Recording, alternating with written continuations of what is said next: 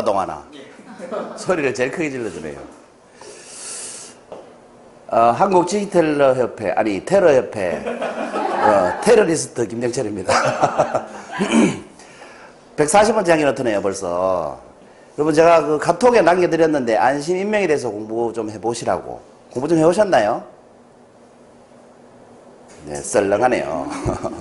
오늘 주제는 안심 인명으로 가는 삶의 지혜입니다. 여러분, 안심 인명이라는 말은 한번 읽어볼까요, 같이? 시작. 어떤 것에 의해서도 틀어지지 않는 완전히 평등한 삶을 살아가는 그게 읽기는 참 쉬운 말이죠. 어떤 것에 의해서도 흐트러지지 않는. 이게 읽기는 굉장히 쉬운 말인데 이 어떤 것이라는 게 굉장히 무서운 말입니다. 예를 들어서 굉장히 사랑하는 사람이 저 세상으로 가도 흐트러지지 않을 수 있는 평정심이 있어야 된다. 평생을 노력해서 모은 전 재산을 사기당해도 흐트러지지 않는 마음 상태를 유지해야 된다. 이런 뜻입니다. 그러니까 이 안심 인명의 경지는 거의 성인의 경지라고 보시면 됩니다. 그러니까 부처가 열반에 드는 게 안심 인명의 경지인 겁니다. 도를 깨치는 수준인 거죠. 그 성인의 수준입니다. 그러니까 이 인간으로 살면서 안심 인명의 경지에 도달하기는 굉장히 힘들겠지만 우리가 이런 경지가 있다는 걸 알고 그 가까이 가는 삶을 사는 건 괜찮을 것 같아요. 그렇지요? 살면서 어떤 어려움이 닥쳐도 우리가 마음의 평안함을 유지할 수 있다면 그만큼 또 가치 있는 삶도 없을 것 같아요. 또 그렇게 되다 보면 주변 사람이 물들게 돼 있습니다. 내가 평정심을 유지하면 주변도 평정하게 유지될 수 있겠죠. 반대로 내가 흥분하면 어떻게 돼요? 주변에 늘 사건 사고가 생기게 된다는 겁니다. 제일 단적인 예로 욱하면 항상 사건 사고가 생기지 않습니까? 그래서 오늘 같이 이렇게 남녀 비율이 이렇게 비슷하게 유지되면 굉장히 강의 분위기도 좋아지는 것 같아요. 남자끼리 있으면 욱할 일이 많거든요. 근데 여성이 계시면 욱할 일이 잘 없거든. 잘 아시죠? 술집에서 남자끼리 눈 마주치면 분위기가 어때요? 눈만 마주치면 괜찮은데 눈 마주친 상태에서 어느 한쪽이 한마디 내뱉으면 끝납니다. 뭘 봐? 이렇게 한마디 내뱉으면 끝납니다. 파출소 오고 난리 납니다. 파출소가 오는 게 아니라 경찰이 오죠. 경찰이 오고 난리가 납니다. 남녀가 눈 마주치면 그런 현상이 없죠. 참 신기한 것 같아요.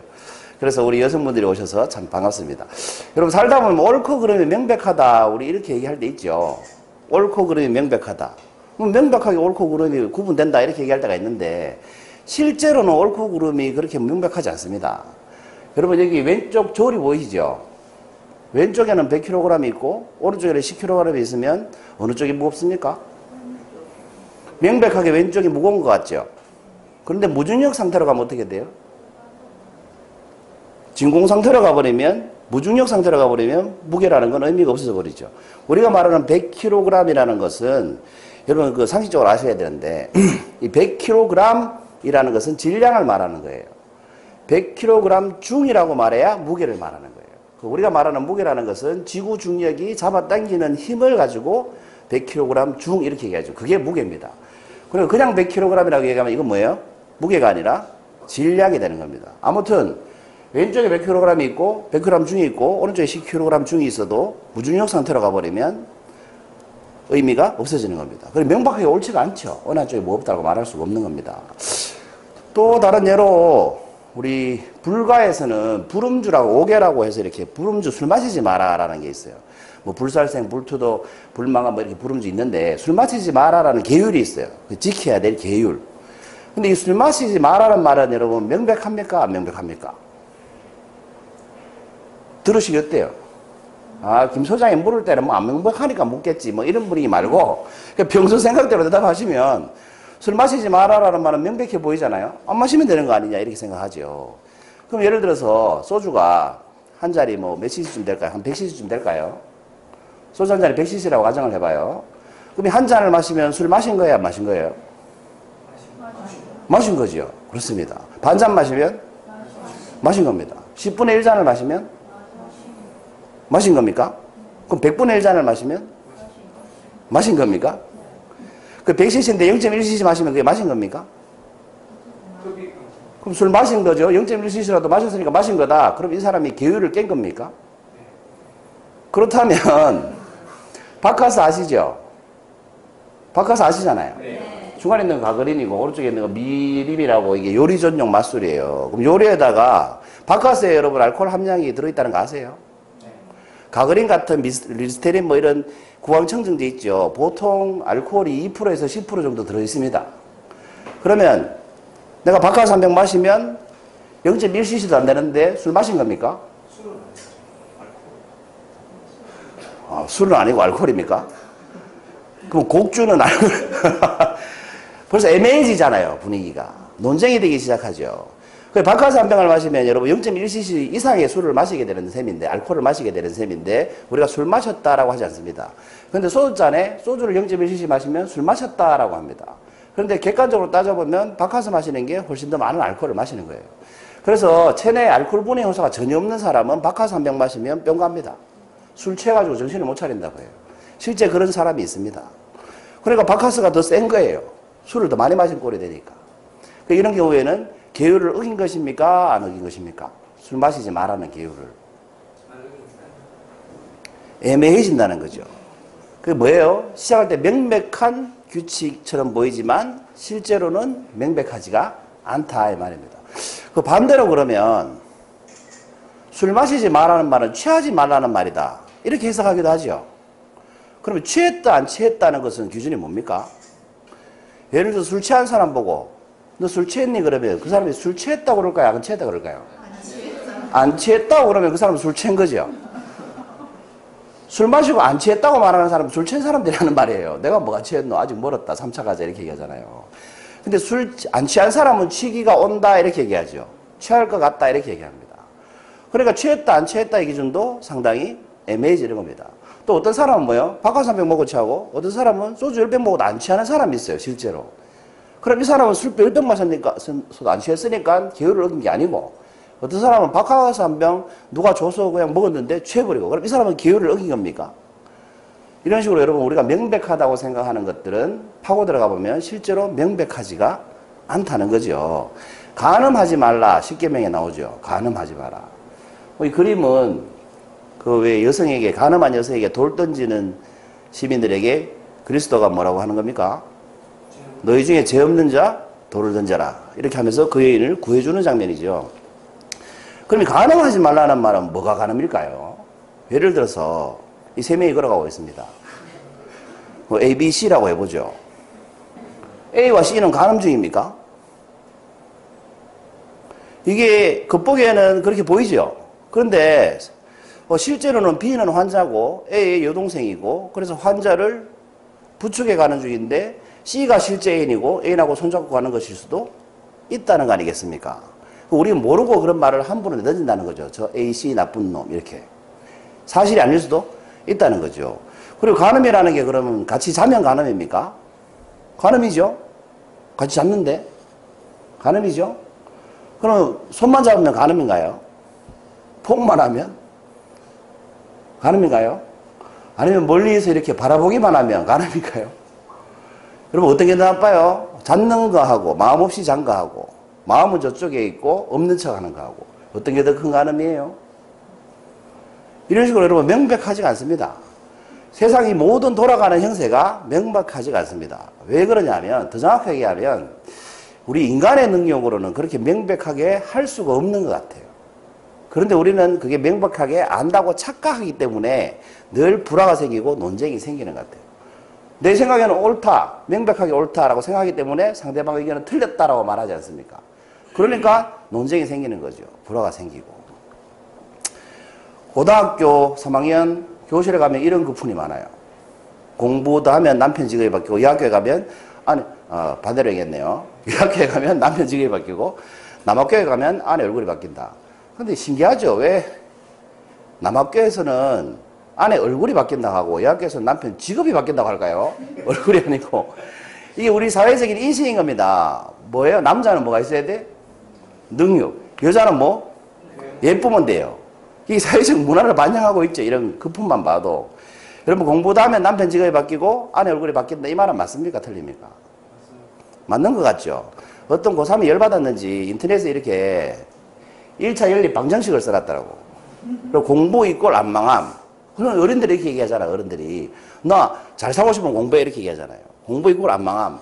안 공부 이꼴 망함. 이걸 더하면 어떻게 돼요?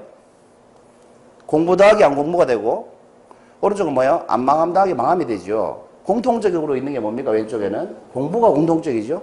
오른쪽에는 뭐가 공통적으로 있어요? 그래요. 그럼 공통적인 걸 묶어버리면 어떻게 돼요? 공부 갈로 열고 안 더하기 1.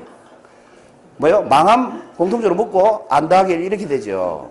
그러면 여러분 좌변 우변이 똑같으면 어떻게 해요? 삭제하죠. 그럼 안 더하기 1을 빼면 어떻게 돼요? 공부 이꼴 망함 이렇게 되는 거예요. 아주 완벽한 방정식을 썼습니다. 그래서 공부하면 망한다 이렇게 되는 겁니다. 근데 여러분 이 공식의 모순이 뭐예요? 잘 생각하기 힘들죠. 모순이 뭐예요? 이렇게 질문하면 여러분 잘 생각하기 힘듭니다. 왜? 우리는 공부에 대해서 한다 안 한다로만 이해하고 지금까지 살았기 때문에 그렇습니다. 이 공식은 지금 공부함 안 함 이렇게 두 가지만 나눠져 있죠. 근데 공부라는 건 사실 한다 안 한다로 접근하는 게 맞습니까? 아니면 공부 왜 해야 될까? 어떻게 해야 될까? 무엇을 위해서 해야 될까로 접근하는 게 맞겠습니까? 질문이 어렵나요? 공부는 한다 안 한다로 접근해서 될 문제가 아닌 거죠. 공부를 해야 되는 이유를 알고 공부한 학생과 공부를 왜 해야 되는지도 모르고 공부한 학생의 인생은 완전히 다릅니다. 그렇지 않습니까? 우리 공부만 하는 사람을 뭐라고 해요? 공부벌레라고 하죠. 공부인간이라고 안 합니다. 공부만 하면 벌레로 사는 거예요. 공부벌레로. 일만 하는 사람 뭐라고 그래요? 일벌레로 그러지 일사람이라고 안 하죠. 그러니까 사람답게 못 살게 되는 겁니다. 사실은. 왜? 이렇게 가르치기 때문에 그래요. 너 공부 안 하면 망한다. 너 공부 안 하면 인생 못 산다. 이렇게 가르치기 때문에 그렇습니다. 근데 여러분 사실 이 사회를 끌고 가는 주력 경제인들은 공부 잘하는 사람들입니까? 공부 잘 못한 사람들입니까? 공부 잘 못한 사람들입니다. 공부 잘 못한 사람들이 박사 채용해서 기업을 일구고 대한민국 경쟁력을 키우고 있지 않습니까? 정말 공부 잘하는 사람 중에 대단한 기업가는 잘 없죠. 스티브 잡스도 중퇴했고 빌 게이츠도 중퇴했습니다. 대학. 그렇지 않습니까? 공부만 한 사람들은 뭔가 큰 성과를 잘 못 냅니다. 근데 우리가 이렇게 공부한다 안 한다로 획일적으로 끊기 때문에 이 고3이 정말 공식을 잘 만든 것 같아요. 이런 공식이 나오는 겁니다.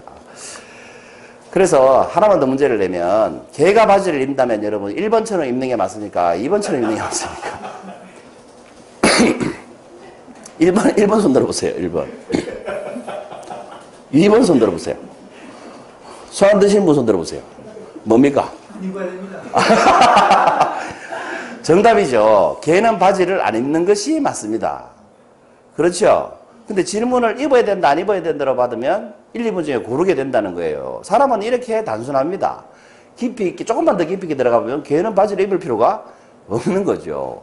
그런데 우리는 막 싸웁니다. 1번처럼 입어야 된다. 아니다, 2번처럼 입어야 된다. 그리고 1, 2번이 막 싸웁니다. 1번처럼 입어야 되는 이유 대봐라. 1번 손 드신 분 왜 1번처럼 입어야 됩니까? 4개 다 발이니까. 발은 다 바지로 덮여 있어야 된다. 뭐 이런 거 아니에요? 그 2번 손 드신 분 왜 2번입니까? 라고 하면 뭐라고 해요? 하반신이잖아. 상반신하고 하반신만 입어야지. 이렇게 되는 거죠. 그러나 답이 없습니다. 아무리 논쟁을 해봤자. 이렇게 명확해 보이는 것 같지만 명확하지 않은 현실 속에 우리는 살고 있는데 그걸 명확하다고 착각하고 사는 겁니다. 그렇기 때문에 쓸데없는 걱정이 많은 것 같아요. 애가 공부를 좀 못하면 큰일 났다고 생각해요.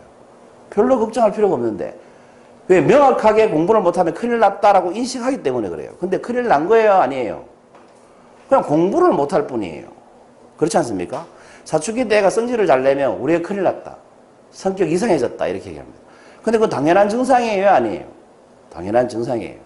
무슨 말인지 아시겠죠? 크게 걱정하실 필요가 없다는 겁니다. 자, 옳고 그름이 명백하다로 다시 돌아오면 옳고 그름이 명백합니까? 안 합니까? 그러면 정말 명백하게 옳고 그름이 보인다 해도 그것은 착각입니다. 실제로 옳고 그름이 명백한 경우는 인간의 힘으로 가려내기는 정말 어려운 것 같아요. 그래서 이 옳고 그름이 명백하다라는 말은 명백한 옳고 그름은 없다로 바뀌어야 될 것 같다는 생각이 들었습니다. 그러면 오늘의 주제는 뭔가요? 안심인명으로 가는 삶의 지혜입니다. 왜 안심인명으로 가는 삶의 지혜를 얘기하면서 제가 옳고 그름이 명백하다라는 얘기를 했을까요? 이 안심인명으로 가는 길에 옳고 그름을 가리려고 하는 순간 안심인명은 불가능해지기 때문에 그렇습니다.